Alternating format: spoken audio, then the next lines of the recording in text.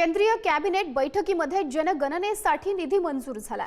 जनगणनेसाठी 11,718 कोटींचा निधी मंजूर झाला। जनगणना 2027 ला प्रथमच होणार आहे। डिजिटल जनगणना ही केली जाणार आहे आणि त्यासाठी आता निधी मंजूर झाला आहे। अधिक जाणून घेऊयात, प्रतिनिधी शिवाजी काळे आपल्याशी जोडले गेलेले आहेत। शिवाजी, या संदर्भामध्ये अधिकची माहिती, बैठकीमध्ये नेमका काय निर्णय झाला आहे?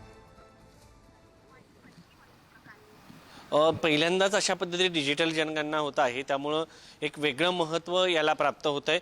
दुसरी गोष्ट यामध्ये सगळ्यात महत्त्वाची असणार आहे की खऱ्या अर्थानं साधारण 20 वर्षानंतर देशाला एकदम वस्तुनिष्ठ डाटा जो आहे तो मिळणार आहे आणि याचं डिजिटलायझेशन झाल्यामुळे कागदांची अफरातफर झाली किंवा कागद इकडे तिकडे गेलेले आहेत असा प्रश्न देखील या निमित्ताने उपस्थित राहणार नाही। त्यामुळे देशाला ही जनगणना होत आहे त्याच्यासाठी साधारण 11,000हून अधिक निधी आज मंजूर करण्यात आला कॅबिनेटकडनं। आणि दुसरा मुद्दा यामध्ये आहे की देशामध्ये 1931 नंतर पहिल्यांदाच जातनिहाय जनगणना केली जात आहे। साधारण जर आपल्याला माहिती आहे की 2011 ला जनगणना झाली होती, त्याच्यामध्ये जातनिहाय जनगणना झाल्या असल्याचा माहिती देण्यात आली होती, मात्र ती प्रत्यक्षात त्याची माहिती समोर आली नाही।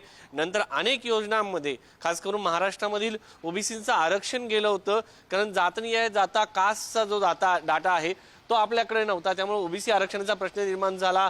लोकल ज्या इलेक्शन आहे स्थानिक स्वराज्य संस्थांच्या त्या पुढे ढकलल्या गेल्या होत्या।